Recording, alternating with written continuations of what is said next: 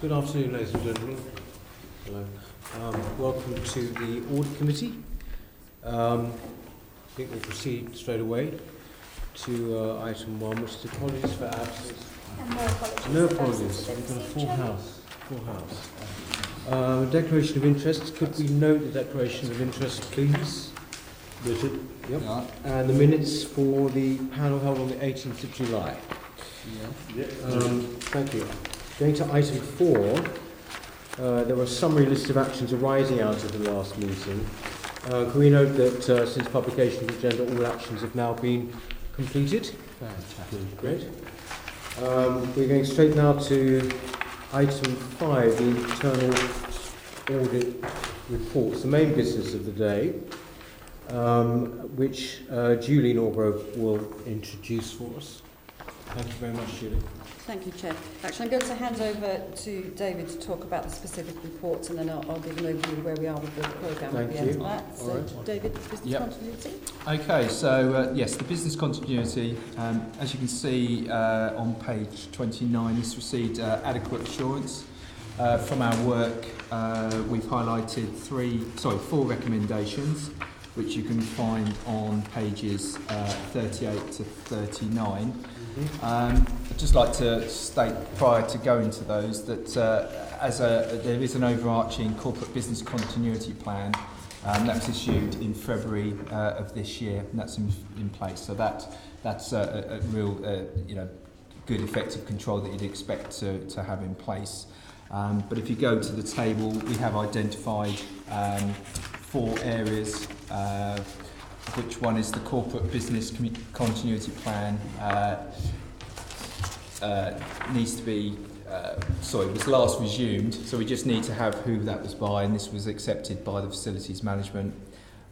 Also, item 7.8 was that need to ensure that Directorate's business continuity plans are reviewed and updated on a 6-monthly basis.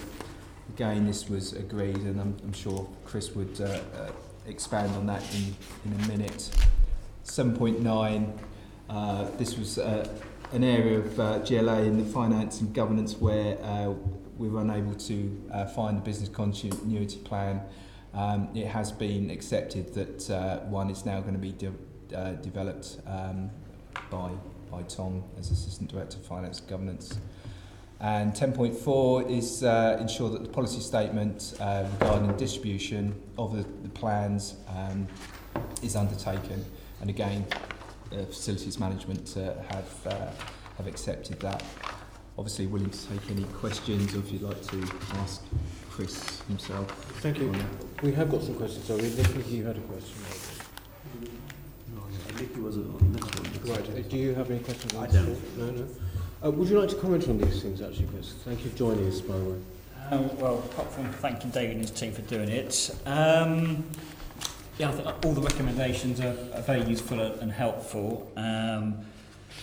Most of them are sort of, should we say, administrative in nature, but the points around ensuring that teams review them every 6 months is a key thing. To be honest, the contents, the main contents doesn't vary greatly. It tends to be the contact details that change, because as people sort of move on, you tend to find that someone was in post at month 1 has gone by month 7. So the importance of just reviewing those, I think, is key. So with the CMT's help, we will sort of keep that moving. The point about the plan being approved by someone, yeah, I think that's, again, key. So in the case of the facilities management one, then our head of unit, Simon Grinter, would approve that. In the case of the directorates one, the relevant director would approve that. And again, I think it just helps them keep it in the front of their minds that they've got responsibility for these matters. What was the other one? The distribution list, again, everyone knowing who else has got the plan, I think, is important. So we can certainly include that in the next issue of the corporate plan, which we're going to be doing in March. So we'll see that improvement coming through. Keith, you have a question? Yes, just a quick one, page 33, 7.9. It is a little concerning that we discovered that finance and governance didn't ever be GP. The recommendation is that we get one. Could somebody indicate when we're likely to see one? Thank you, Chair. I'm writing it as we speak. Attention here. And I said December, but it'll be ready before that, so it'll be ready later this month. The main, just so you know, I was going to chip in and say this regardless. The main issue is that my department, jointly with HR, owns a relationship with the fire brigade on the payroll, which is something close to everyone's heart. So I think we've identified that as, in terms of the things we're involved with, that would have an impact across the building. If say we were shut out of this building for whatever reason and couldn't access our systems, would everyone still get paid? So to a large extent we're reliant on the fire brigade's own business continuity planning arrangements, and we've got quite a lot of detail from them already around their recovery plans if their site was out. It's under a shared service, as you probably know. So some things like SAP, where invoices may be paid slightly later than they otherwise would be, is unfortunate, but not the end of the world. Whereas I think if we have a large number of people not being paid on time, it affects their banking liquidity and all sorts of other issues. So on that one, to a large extent, we're in the hands of the fire brigade. The good news is they've got quite a detailed plan in place for that, around a recovery team, a recovery site, remote access, third-party arrangements in terms of us getting in touch with them, contingency arrangements with banks and so forth. So there is quite a plan in place, but we'll make sure that what I draft reflects that, because that is obviously important to all of us to get paid. Good. Thank you very much. You happy with that? Yeah. Good. No more questions related to that then, no? Okay, great. We move on to, actually, David, would you mind just with a review of the OPDC? Could you just introduce that actually? Yeah, sure. Okay, so we looked at the governance arrangements of the OPDC, certainly on from the GLA perspective. This received a substantial rating from our perspective. There was just one area or one recommendation we identified. I think it's worth mentioning, however, that there's a clearly defined and approved GLA Group Framework Agreement. So this sets out clearly the governance arrangements that are in place within the GLA to oversee the OPDC. However, that recommendation is a governance direction plan, and this would help to provide scrutiny and accountability of the activities of the OPDC. But that's if you look at page 50, 7.9, that's if the HIF bid is successful. So it's a predicator on whether that's the success of that particular bid.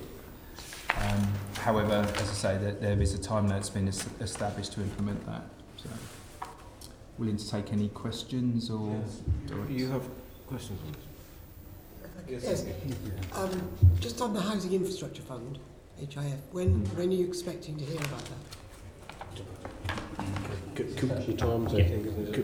Can we do this in two parts? I'll answer the sort of main recommendation that's been talked through, and then Martin will answer the particular point about HIF. Or HIF, I think people call it. On the governance direction, this has been drafted with legal, and it reflects what we have in place for LLDC and LFC, with noting the differences in place for each.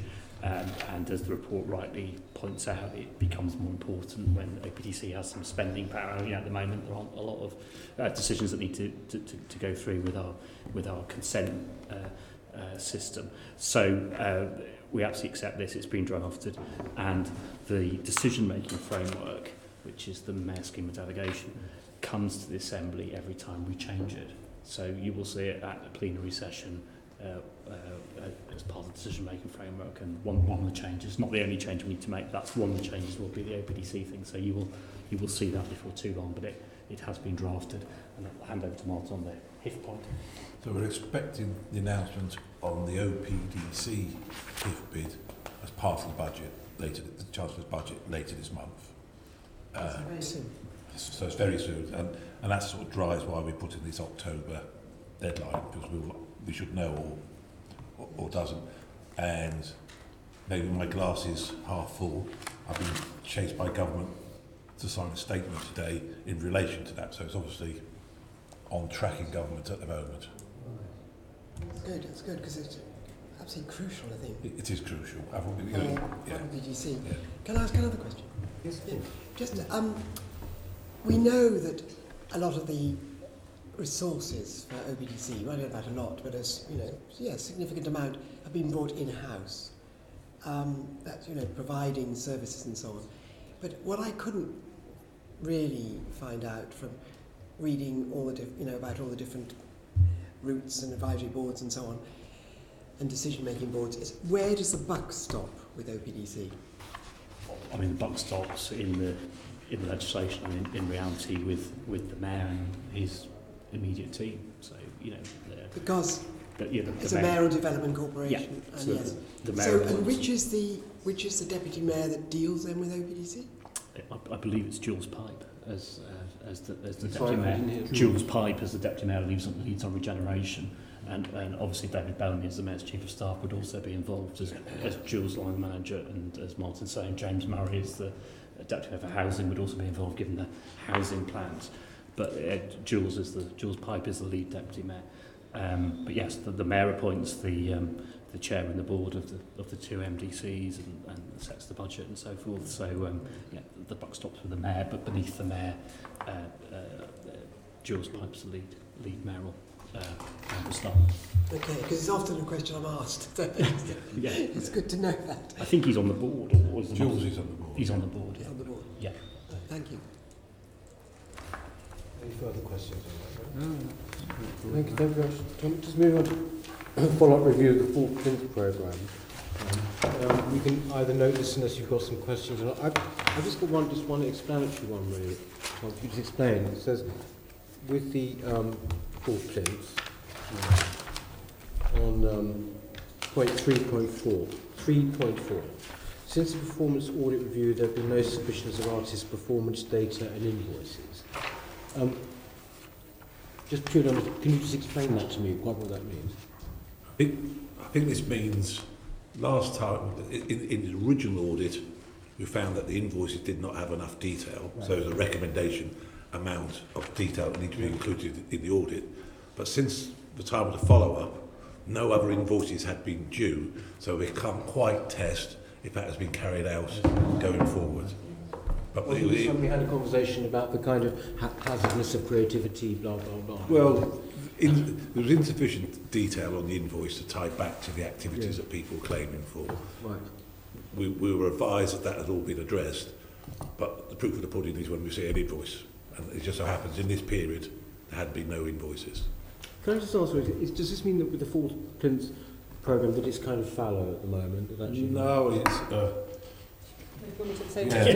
it definitely isn't. There's things on the Fourth Plinth now, but they tend to do a competition for artists in chunks. So they'll do several commissions, a number of commissions going forwards. They're over a certain period of time. They'll do them all in one go. So they'll pick 2 or 3 for the future programme of years. So it will just be the timing has worked out that it's not a changeover period, and therefore there hasn't been an invoice. I see. Okay. Thank you very much. We move on to basically now follow-up review of agency and consultancy staff employment status. There's one for you again. Tom, could you just give us a brief introduction to that, David, actually? Again, it's worth doing that. Just, this was a follow-up to the review that was undertaken back in November 2017. There was, as you can see, one recommendation, and this was to do with specific training to GLA staff regarding the IR35 legislation, which is now being completed and implemented. So this now receives a substantial rating as the report. Happy to note that. Yeah, great. And moving on then to the follow-up review of further education capital grants. Noted? Yes. Good Lord. And so to the GLA Internal Audit Progress Report. There is a possible update on account of fraud work, which is in paragraph 3.1 on page 70. What is there actually to say on that at the moment? Lorraine, would you like to? Yep. Julie, I think sorry.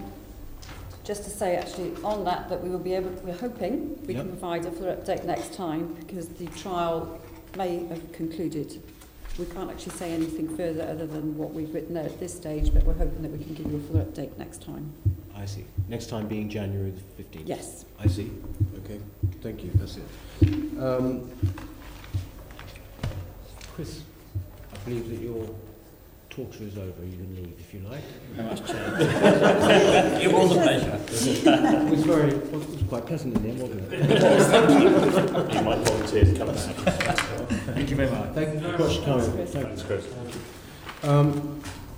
Okay, with that, then can we just note all of those reports simply? Indeed, We're now on to item 6, which is a whistleblowing allegation, which indeed has been received and investigated. We can note this. Indeed. Thank you. Moving on to item 7, which is the External Auditors GLA Group Annual Audit Letter for 2017-18, which Carl Havers, who's been with us now for some time, will introduce, please. Thank you. Thank you for that kind introduction. I have indeed been with you for such time as this is my last one. Sadly. So, about to come to that. So Janet sat alongside will be taking over, and I'm sure she'll do an even better job than I've been able to do over the last 6 years.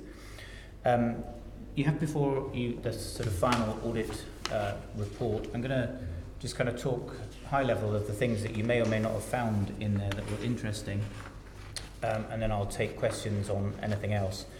By way of high level, we clearly issued clean audit opinions on everything that we were required to in the deadlines that were required. So bearing in mind there was an accelerated filing this year, then that was an achievement in itself, and felt relatively comfortable compared to some of our other clients, I think it's fair to say. So that was a good achievement. Within the body of the report, you'll see the most interesting items, at least from my perspective, that you might have alighted on. The first one was around property valuation and the impact of some of the new mayoral affordability housing targets. And that's quite a difficult issue. It occurs within LLDC as well as some of the GLAP sites. And the question is around what percentage of the site will be dedicated to affordable housing. The commitments that we'll put in there is that each site should be self-funding in its own right, which of course then puts a limit on how much social housing could be put on any one site. Where we ended up is in an acceptable place for this year, and I think it was agreed that it needed to be kept under review as the sites were developed. So there's a new site that has been valued where there's a commitment to a certain percentage that would be detrimental to the value. But it's particularly challenging in some of the LLDC sites to achieve say a 50% affordable housing percentage without having a negative value on some of the sites. And the same would probably be true in a number of the GLAP sites. So that, I think, is one to keep under review. The second one is the E20 onerous lease provision. You'll notice is still pretty large, and the real challenge there has not really changed from the last audit, which is the confluence of the various different contracts, the need to move seating and so on, and until some of those arrangements are moderated or changed, it's unlikely that provision will decline much. And that's quite a tricky piece of work, so we're comfortable with the provision as booked, but it is quite a challenge. The business rates provision, clearly there's lots of change in the year.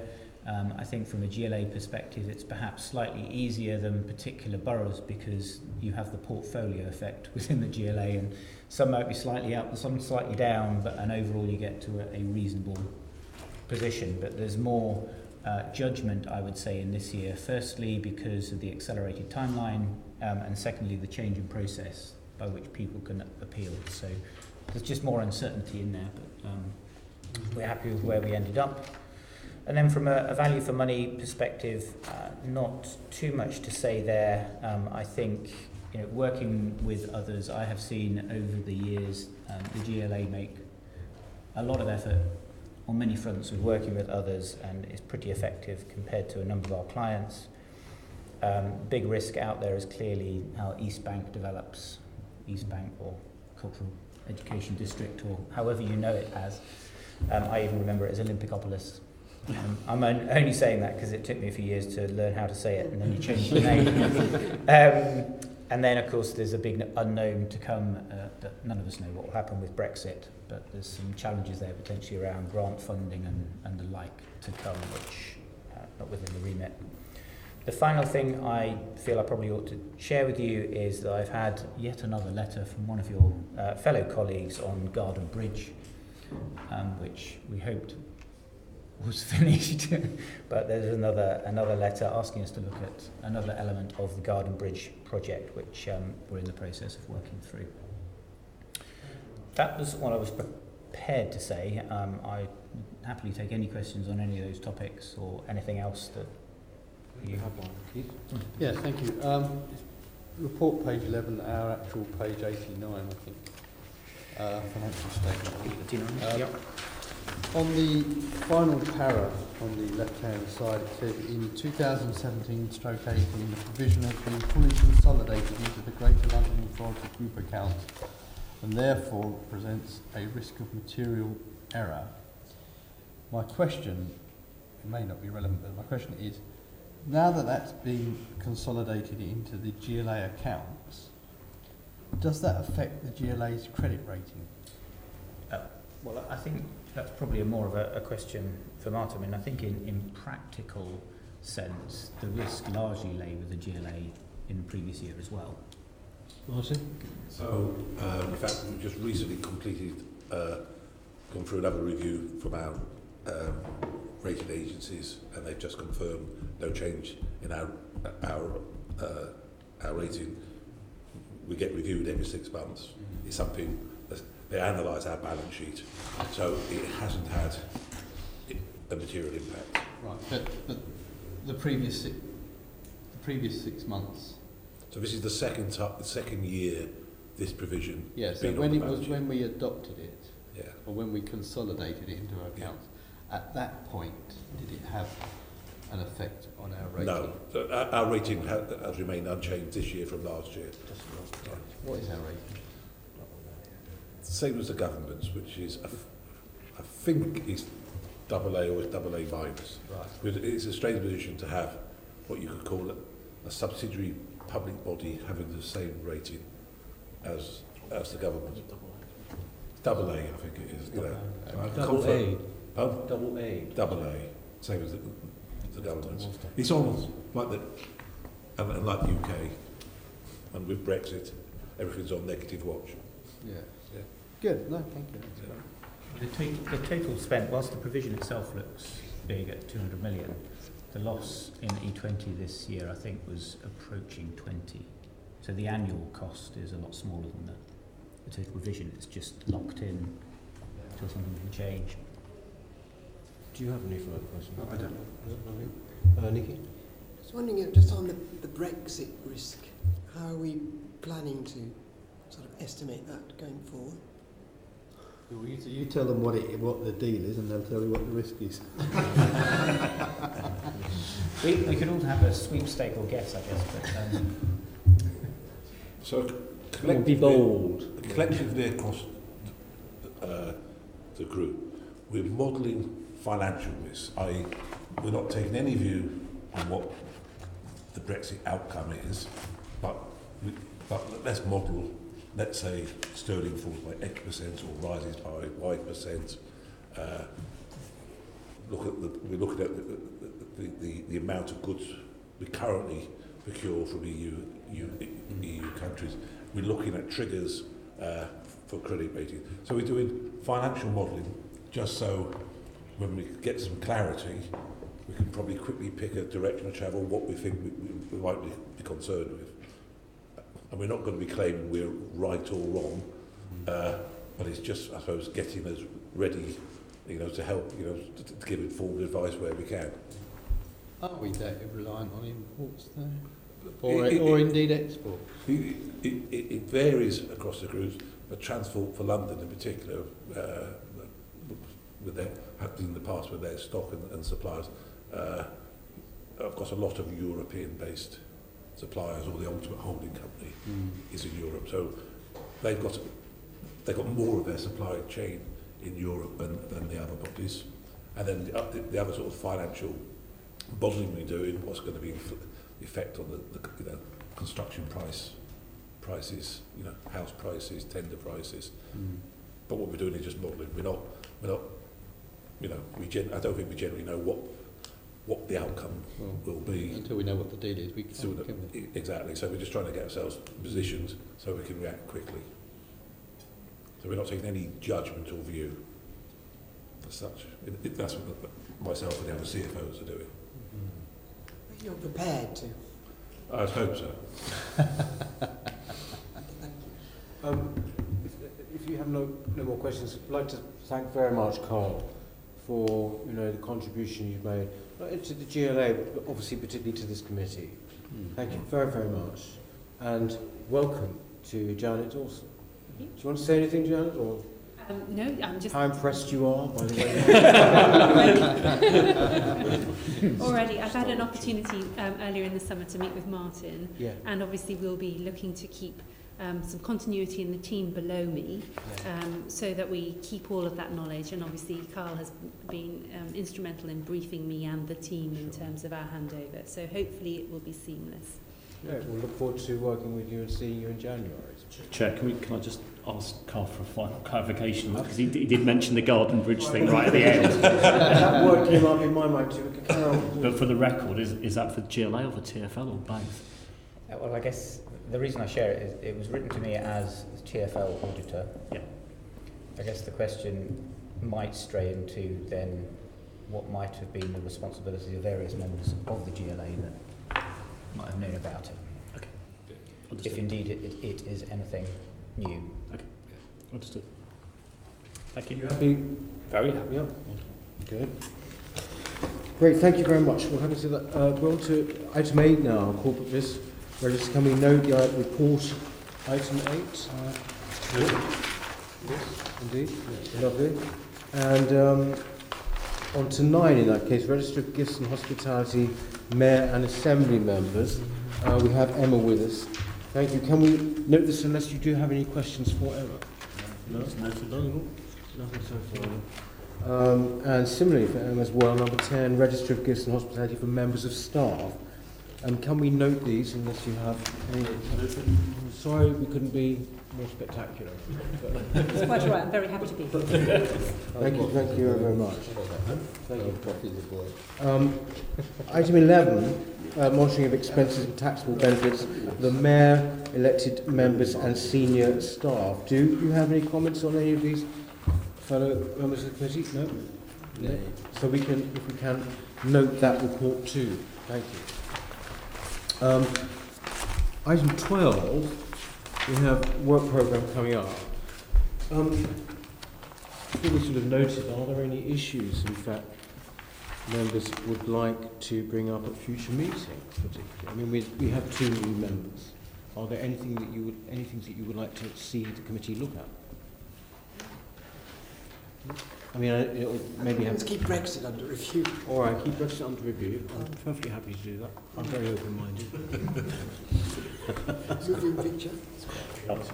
Seriously, but I mean, but apart from Brexit, are there other points? Because I mean, otherwise we just make the programme and everything. But yeah. Okay. Maybe you could have a think about that. But Brexit, anyway, definitely. Thank you. We will note that. But we can always write in, can't we, and suggest things. Yes, of course. Yeah. Just bear it in mind, please. And the date of the next meeting is January the 15th. There is no other business.